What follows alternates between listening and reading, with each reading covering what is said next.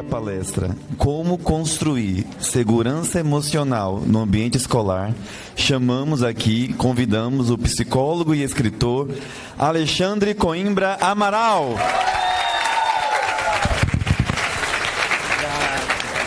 Um excelente.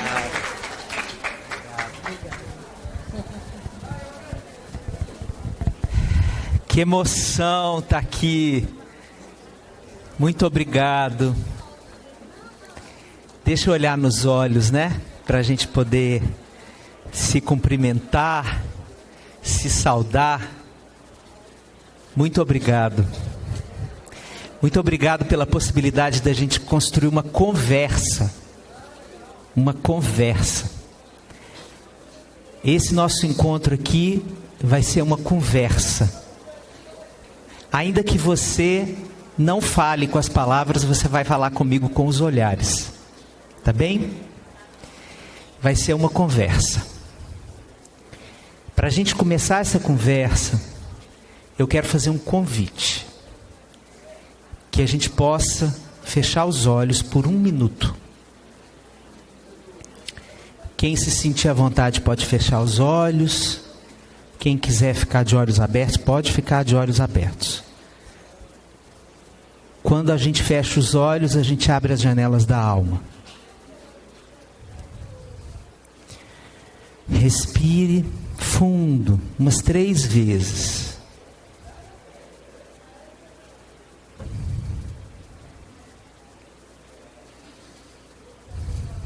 Agora você vai imaginar o seguinte. Você no centro de uma roda. E você vai colocar em volta de você as pessoas desse evento que são importantes para você. Vai se imaginar envolvido, envolvida, envolvide num abraço com os olhos. Essas pessoas vão estar abraçadas, olhando para você em silêncio, celebrando a sua vida. E atrás dessas pessoas que são importantes para você, vão começar a chegar as outras pessoas que estão aqui no evento.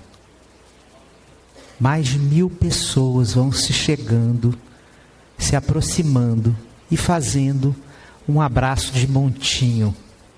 Eu tenho certeza que cada uma e um de vocês sabe o que é um abraço de montinho. Pronto. Pode abrir os olhos. É isso. Se imaginar dentro de um abraço. Veja, a gente precisou de menos de 1 minuto para a gente se imaginar dentro de um abraço. E o coração da gente fica um pouco mais aquecido só desse exercício de imaginação. Minha gente querida, o que a vida não nos oferta, a gente inventa. Em qualquer momento de aperreio da nossa existência, a gente pode imaginar um abraço. Esse abraço pode ser inclusive de pessoas que não estão mais entre nós. A gente pode se lembrar da textura, do cheiro, da cor daquele abraço.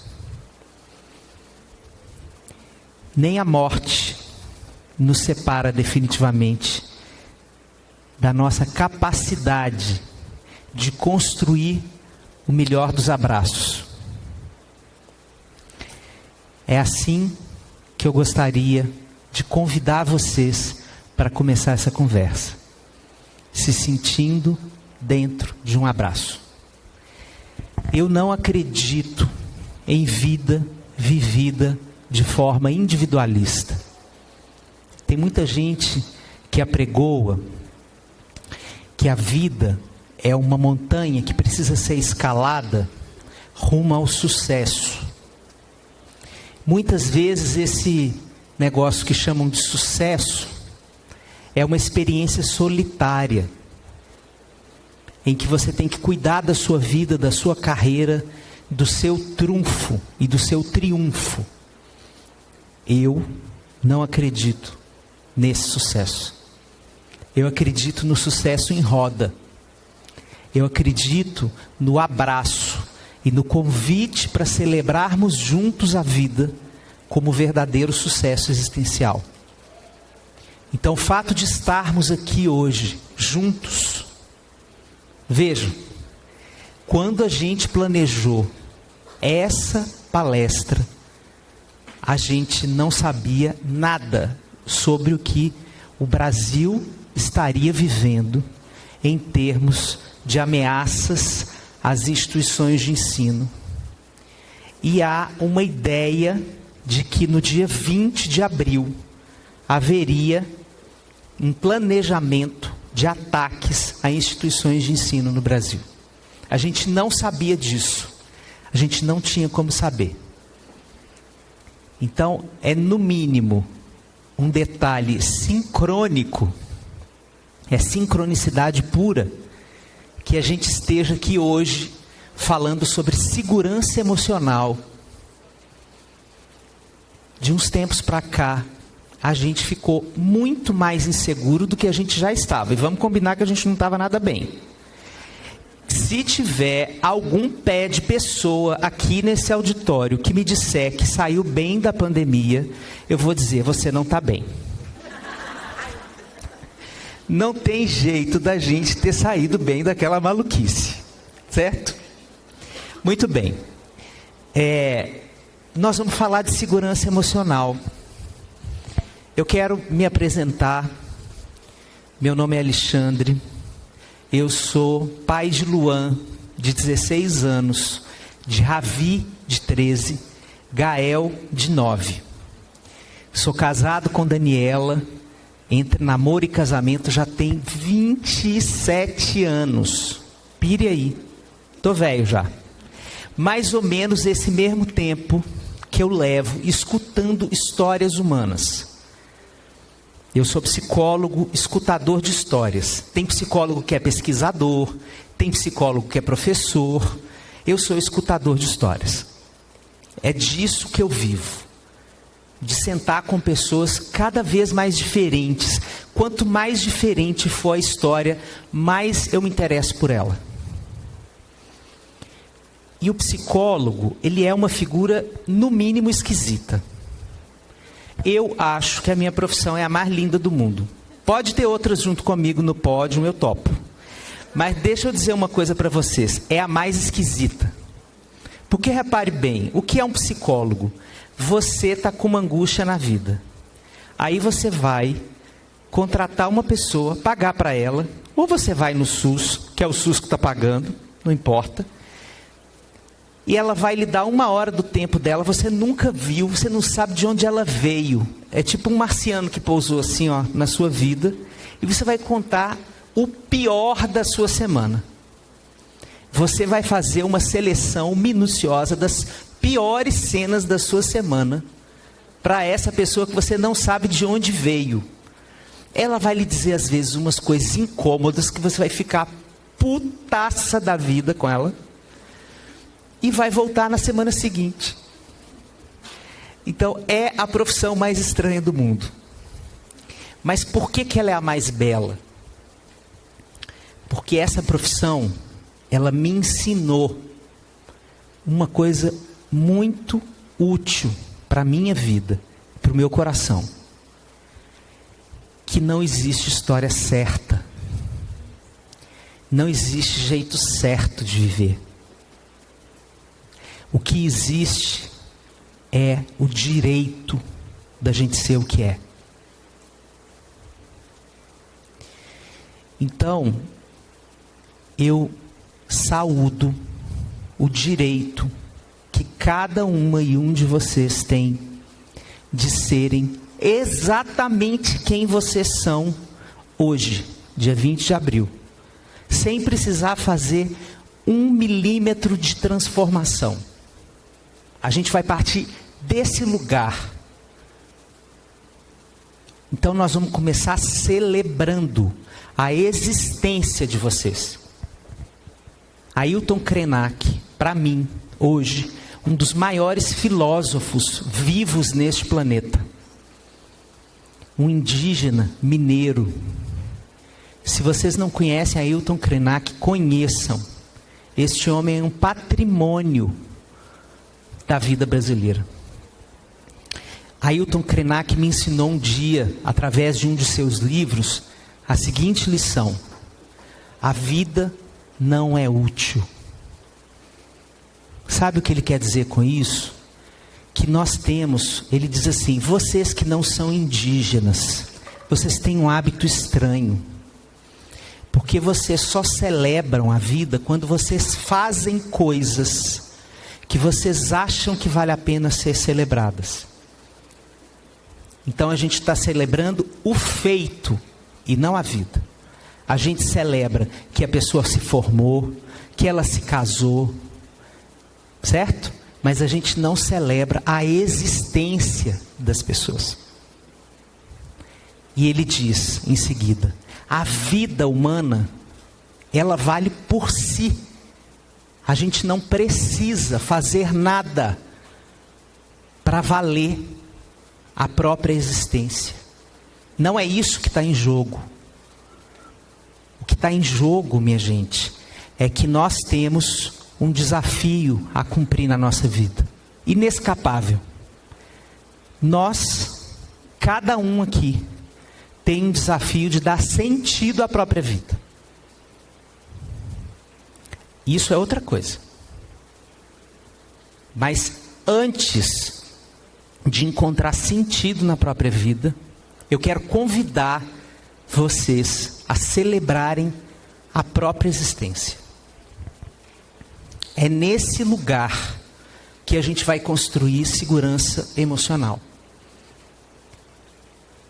Porque quando a gente sente medo, a gente vive uma espécie de terremoto no coração. O medo é uma emoção viral. O medo viraliza muito facilmente. Eu vou dar alguns exemplos para vocês. Podem se lembrar quantas mensagens de WhatsApp vocês receberam nos últimos tempos falando de questões que causam medo. Eu moro em São Paulo. Lá abundam mensagens de WhatsApp do tipo: cuidado, veja como os bandidos estão atuando. Agora eles explodem o caixa eletrônico desse jeito. Agora eles estão entrando na sua casa desse outro jeito. Cuidado que agora eles estão pegando crianças para jogar pedra no vidro do carro para assaltar você. Cuidado que esse é o novo golpe do cartão, o novo golpe da clonagem. Perceba, cada uma dessas mensagens pulveriza o medo, né? Como se fosse uma areia lançada ao vento. Então o medo é assim. O medo nos assombra e, sem que a gente perceba, a gente pode mandar esse medo para frente, tipo um passanel. Então isso começou a acontecer conosco com mais força desde a pandemia. O que aconteceu na pandemia? A pandemia tirou o chão da certeza da vida. Era assim, aconteça o que acontecer, todo domingo eu vou para a casa de minha avó e vou comer a macarronada de minha avó dia de domingo. A partir do dia 15 de março de 2020, a vida disse assim: vai não. Sua avó vai ficar lá na casa dela, fechada, lacrada, e você vai ficar na sua casa, fechada e lacrada. Cada um vai fazer a sua macarronada no domingo e transmitir a macarronada por celular. Se você não souber fazer a macarronada, você vai ligar para sua avó e dizer: minha avó, olha só, estou precisando fazer aquela macarronada, me ensine aí a fazer. Ali a gente entendeu uma coisa muito profunda. A gente não controla quase nada da vida. Aquilo que a gente imagina que é certo, que é mais fruto do hábito, às vezes de anos, pode desaparecer a qualquer momento. E não foi só isso que aconteceu na pandemia. Até que a vacina chegasse, a gente teve muito medo. E depois que a vacina chegou, a gente continuou com medo. Porque havia pessoas que, inclusive vacinadas, morriam de Covid. E a gente nunca tinha como saber de certo se o nosso corpo ia passar por essa provação. Então, é por isso que eu digo que a pandemia foi um momento em que todas as culturas do mundo precisaram rever como estão entendendo o que é o medo. Porque o chão da certeza foi erodido, virou pó, e a gente passou a pisar no chão do medo. E aí, minha gente, o que acontece com o medo? O medo, ele é uma emoção que é importantíssima para a vida humana. Sem medo, nós não existiríamos. Porque quando a gente sente medo, a gente recebe um recado para a gente ou lutar ou fugir. Certo? A gente tem essas duas opções diante do medo. Então, passa uma barata, pânico. Eu tenho a alternativa de correr da barata ou jogar o chinelo na barata. Certo? Cada um vai escolher qual das duas saídas vai fazer com a danada da barata. Pronto, medo, ele é um comando que, em condições normais da vida, ele liga e desliga. Na hora que você matou a barata, ou na hora que você correu da barata, pronto, o medo pode desligar, o botão do medo pode desligar. E você segue a sua vida até o próximo medo, porque vai rolar, certo? O que aconteceu na pandemia? O botão do medo não desligava. A gente ficou com esse botão ligado durante 2 anos. Pense aí, imagine um computador que você liga e não desliga. O que vai acontecer com esse computador? Ele vai pifar. Vai rolar alguma coisa ali, algum fusível, algum bug, ele vai desligar. Ele vai morrer. Então pense aí, se o computador, que é uma máquina, não pode ficar ligado o tempo inteiro, como nós, que não fomos programados como espécie para isso, vamos sobreviver com o botão do medo ligado o tempo todo. Então vocês acabaram de entender um dos motivos, tem outros, pelos quais nós não saímos bem da pandemia. Então, cada uma e um de vocês que está aqui desenvolveu uma resposta do corpo e da alma para aquela situação. Teve gente que passou a dormir pior, teve gente que deprimiu, teve gente que ficou mais ansioso, né? Teve gente que teve crise de pânico, teve gente que teve uns choros assim, sem entender o que é aquilo, teve gente que ficou mais irritado, certo? Cada uma e um de vocês vai entender como é que eu fiquei depois dessa estratosfera de experiências que a gente viveu ao longo desses 2 anos. Pronto, aí vocês voltaram. Aí voltamos para o presencial. Voltamos para a sala de aula. Voltamos para encontrar os alunos. Quando a gente estava entrando em velocidade cruzeiro, imaginando assim, pronto, agora já as coisas estão um pouco mais tranquilas. Aí começa esse negócio de invasão em escola. Vamos combinar uma coisa? A professora e o professor não têm 1 minuto de paz nesse país. Eu sou professor, tá? Estou falando em primeira pessoa também. Então, minha gente, a gente já vinha lascado da pandemia. Não é que a gente estava assim, o homo que a sua família merece. A gente já estava lascado da pandemia. E aí, desse jeito, meio troncho que a gente estava, essa história toda pegou a gente de assalto. Então, olha, que cada uma e um de vocês se sinta abraçado aqui hoje. abraçado. Porque a gente precisa, em primeiro lugar, normalizar o nosso assombro. É normal se sentir anormal com essa história.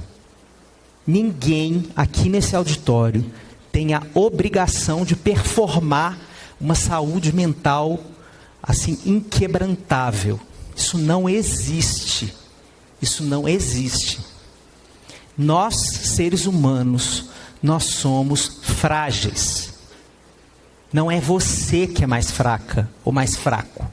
Nós somos frágeis. E quando a gente vive uma catástrofe coletiva como essa, a gente só sai dela de forma coletiva. Então hoje, eu quero fazer algumas propostas para a gente sair melhor daqui hoje. Meu compromisso com vocês é a gente passar os próximos 30 minutos conversando sobre coisa boa. Tá bom? Então é o seguinte. Olha, eu vou contar uma história. Um psiquiatra inglês chamado John Bowlby. Ele era do século passado. E uma vez ele foi chamado pela coroa inglesa, logo depois da Segunda Guerra, porque a Inglaterra estava lá dizimada pela guerra, tinha muitos bebês órfãos, certo? De guerra, muitos bebês hospitalizados e institucionalizados em creches, em abrigos. E o Estado inglês tinha a seguinte pergunta: como esses bebês vão sobreviver? Como é que vai ser o desenvolvimento desses bebês se eles não têm pai e mãe aqui? Por incrível que pareça, a psicologia ainda não tinha estudado um tipo de fenômeno como esse. Então, ele começou a estudar isso. Então, veja, ele começou a estudar a coisa mais sagrada que a gente tem na vida, que é a presença de uma mãe. Ele começou a estudar o avesso disso, que é a privação materna. O que acontece com um bebê quando ele perde a mãe? Como é que ele se desenvolve? Esse cara estudou durante 20 anos esses fenômenos.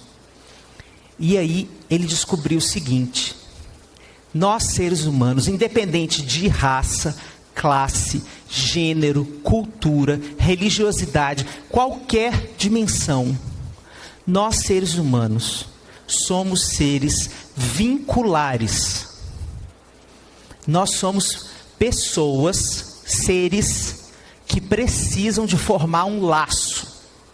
A gente não existe sozinho.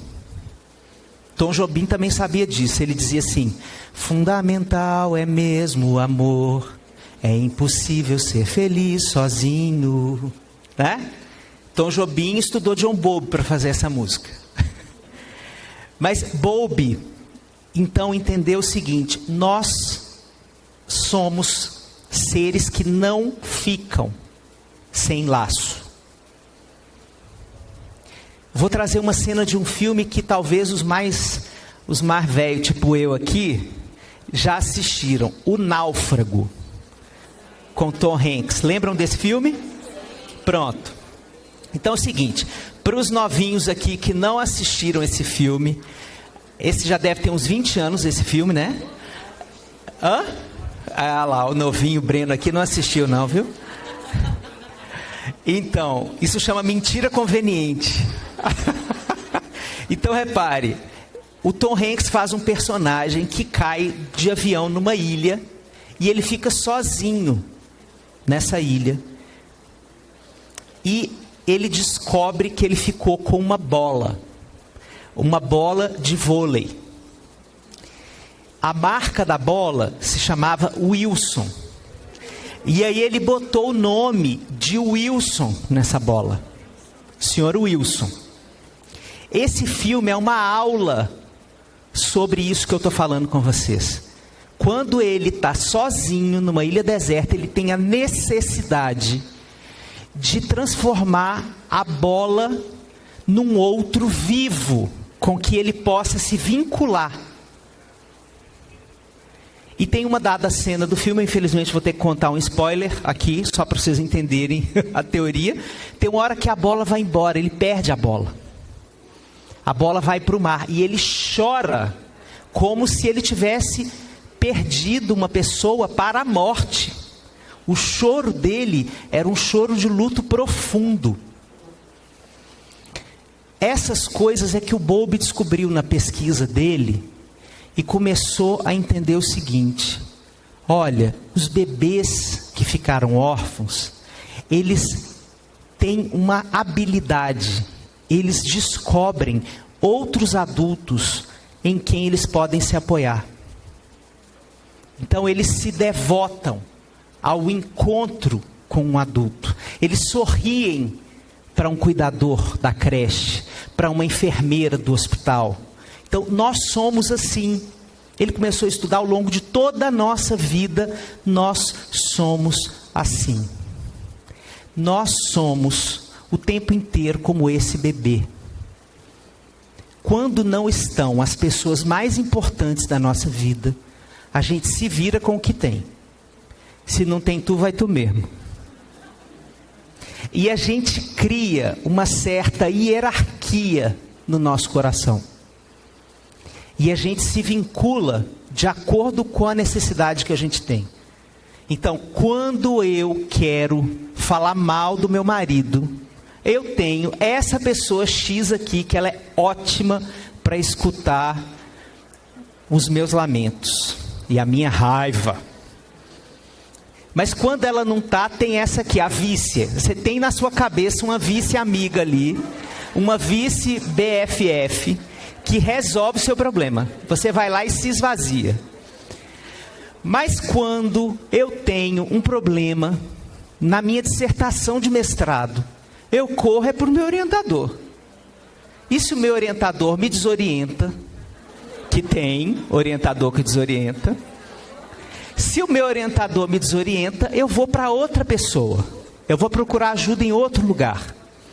Então veja, quando a gente faz esse caminho da angústia até a proximidade de alguém, a gente está construindo segurança emocional. Então nós seres humanos, meus amores, somos todos, sem exceção, seres frágeis, que diante do medo, a gente procura se aproximar de quem a gente acha que pode nos apoiar. Certo? E a gente vai vivendo ao longo da vida uma série de experiências que vão dizendo para a gente: esse tipo de gente aqui é quem mais consegue me entender. Mas esse tipo de gente aqui não consegue me entender. Eu vou dar alguns exemplos para vocês entenderem. Uma pessoa LGBT que sofreu violência dentro da própria casa, dentro da própria família, entende que precisa encontrar gente fora de casa que cumpra esse papel de apoio, de reconhecimento profundo. E aí ele vai para a comunidade. Ele salta o muro de casa e vai para a comunidade. Eu sei que esse momento é um momento muito delicado, em que a gente gostaria de ser apoiado pela nossa família. Mas eu também acho, minha gente, que a gente precisa desconstruir o tamanho dessa importância que a gente dá para a família, como se eles não pudessem ser substituídos por nenhum outro. Isso é um problema cultural nosso. Quando a minha mãe não me aceita do jeito que eu sou, eu tenho um monte de amiga, mas não é a mesma coisa, né? Porque o que eu queria mesmo é que minha mãe me aceitasse. E a gente passa a vida inteira com esse buraco no coração, com essa dificuldade de ser aceito. Isso é um problema cultural, que eu acho que a gente tem condição de transcender. Como é que a gente faz isso? A gente eleva essa amiga a um outro patamar. Isso é uma decisão nossa que a gente vai fazendo. Há 20 anos atrás eu me mudei para Salvador. Eu sou mineiro. Morei no Chile e depois fui morar em Salvador. E aí quando eu cheguei em Salvador, eu escutei logo nas primeiras semanas de aula uma aluna que me disse assim: professor, quem me ajudou a fazer esse trabalho foi uma amiga irmã. Aí eu nunca tinha escutado essa expressão, que não é assim que fala em Minas Gerais. Eu disse: o que é uma amiga irmã? Aí ela disse: é uma amiga que você gosta mais do que sua irmã, professor. Eu disse: ah, entendi. E aí eu comecei a entender da cultura baiana uma outra coisa. Não sei se tem aqui no Rio Grande do Norte. Primo de consideração, fala assim aqui também? Pronto, então todo mundo sabe o que é isso. O que é o primo de consideração? É o filho de minha tia, que não é minha tia, que é a melhor amiga de minha mãe. Não é isso? Então, eu elevo essa pessoa que não tem laço sanguíneo a uma categoria como se fosse sanguínea. Eu consigo fazer isso. Eu consigo transformar a importância das pessoas da minha vida. E quando eu faço isso, o canto do amor dessa pessoa aquece mais o meu coração. E eu me sinto mais seguro na vida. Porque eu tenho gente que olha para mim e torce genuinamente por mim. Minha gente, olhe, nós seres humanos não existimos sem uma aposta do outro. Nós precisamos de gente que olhe para a gente e sinta assim, ó, eu acho você massa. Eu acho você, desculpe a palavra, vou falar, foda. Oi? Fuderoso. Eu acho você fuderoso. Quando uma pessoa diz isso pra gente, a gente se sente aceito. Mais que aceito. Então, a segurança emocional, ela acontece quando a gente pinça as pessoas do mundo e traz elas para perto. E diz para as pessoas assim: eu preciso de você mais perto. Você me faz muito bem. Fica mais perto aqui. É como se a gente fizesse uma curadoria de gente para formar uma rede de afetos. Então, minha gente, o que Bowlby está dizendo para a gente é o seguinte: nós, seres humanos, nunca seremos independentes. Nunca. Isso é uma falácia, isso é uma mentira. Fake news. Bora acabar com uma fake news aqui. Vai chegar um dia em que você vai ser independente. Isso não vai acontecer. Nós somos, no máximo, interdependentes. Quando a gente estiver muito bem na fita, a gente vai ser interdependente. Isso quer dizer que a gente vai se ver como parte de uma rede de afetos em que essas pessoas contribuem umas com a vida das outras.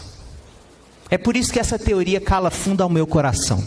Chama-se teoria do apego, que não tem nada a ver com o contrário de desapego.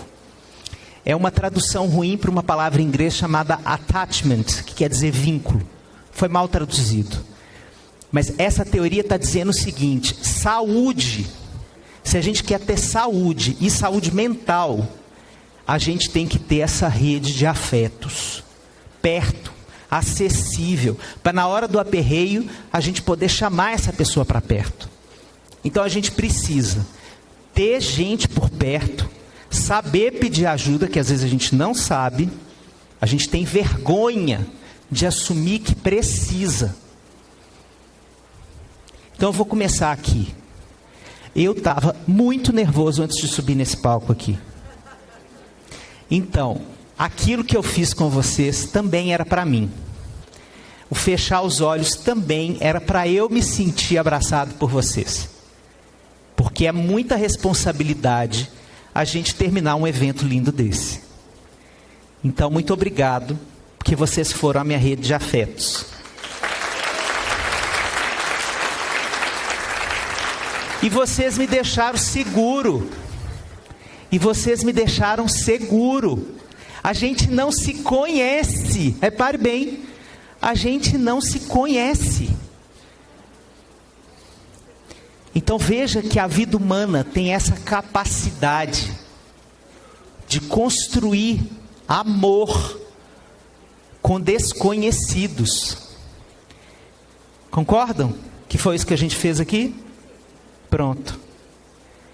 Isso é muito mais forte do que qualquer ameaça às escolas.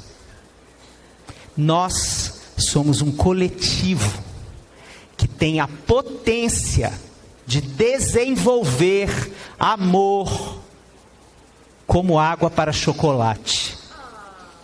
Nós somos feitos de amor disponível no nosso coração. As pessoas que estão preparando violências são pessoas sofridas que ainda não entenderam isso sobre a vida. Vão precisar levar a reguada da lei para entender de outro jeito. Mas aqui, entre nós, eu quero que a gente viva hoje a experiência sentida no coração da gente perceber que o amor que a gente pode produzir em um coletivo vence qualquer ameaça. Porque a partir dessa experiência amorosa coletiva, sabe o que acontece?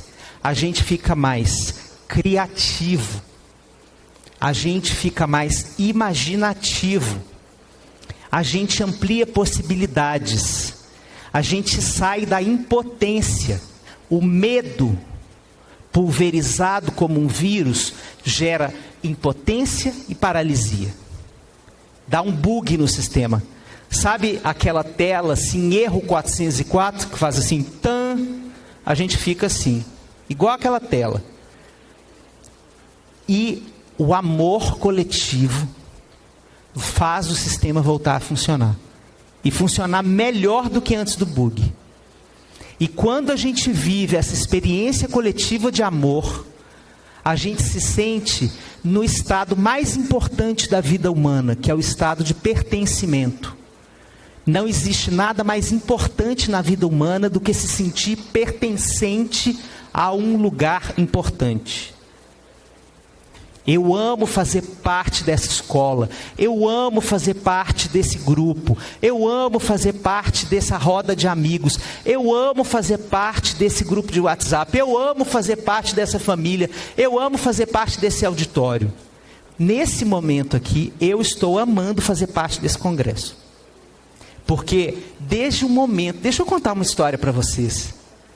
Desde o momento que eu fui convidado pelo Breno, numa outra palestra que eu dei aqui ano passado, esse homem me laçou no final da palestra e me botou na chincha e falou assim: você vai, imperativo, você vai. Eu disse: vou.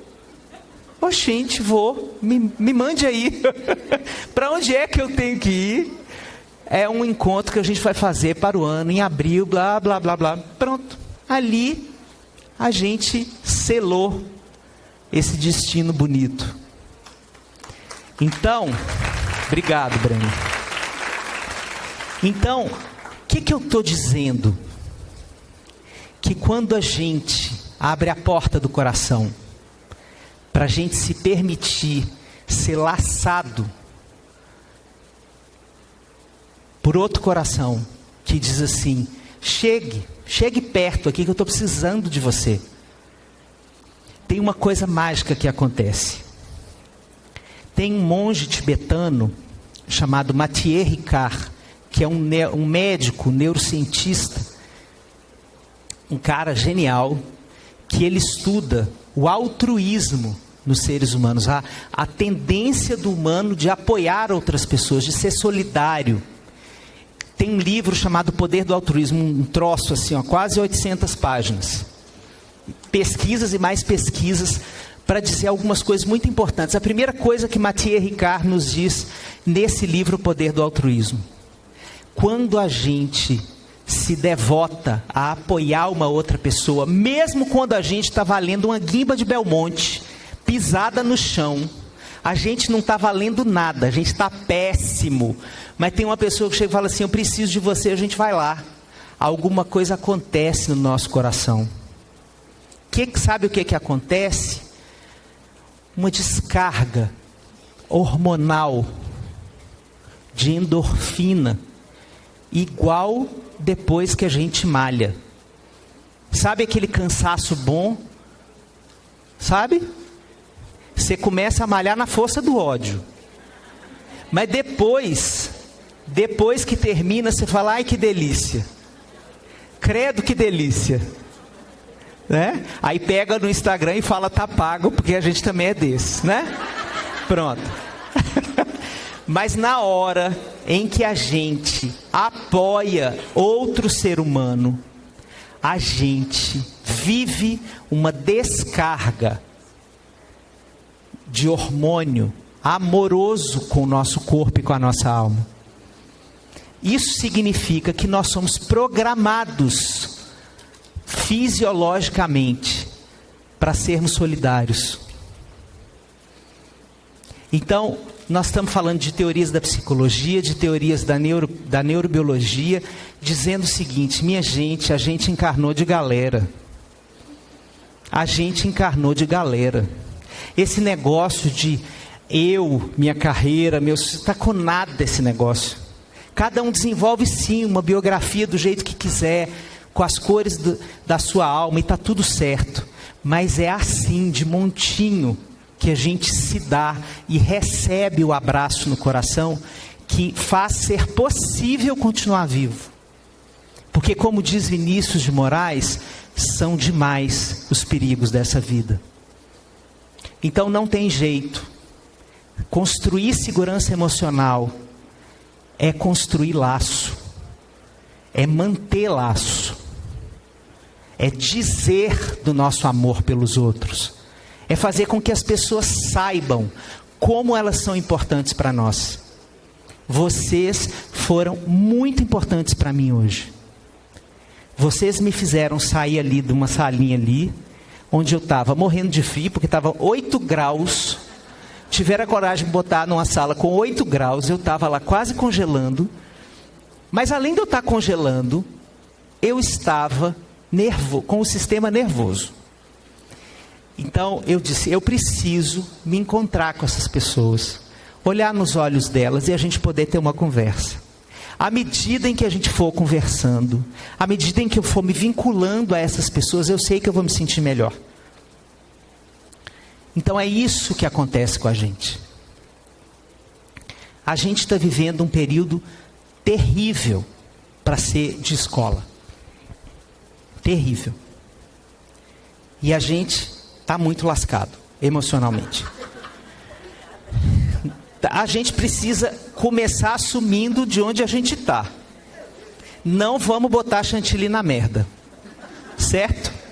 A gente está muito lascado. Mas na hora que a gente assume isso, o que a gente está fazendo? A gente está assumindo que a gente precisa do outro. A receita é só essa. Para construir segurança emocional, a gente precisa do outro. Esse outro pode ser sua amiga, sua colega de trabalho, sua mãe, Deus, algum orixá. Se você não tiver nenhuma religiosidade, nenhuma espiritualidade, pode ser até a planta que você cuida, seu pet. Não importa. Mas são laços que a gente faz com a vida. Nesse momento, tragam para perto tudo que é importante para vocês. Não abram mão da beleza. A gente precisa fazer um reencontro com a beleza da vida. Eu estava morrendo de saudade da praia. Eu morei 15 anos na Bahia e fui cair em São Paulo. Pense, a pessoa desceu bem de nível. Aí eu fui cair em São Paulo e aí eu fico o tempo inteiro fazendo qualquer coisa para voltar para o meu país Nordeste. Aí eu chego aqui e sabe o que tem em Natal?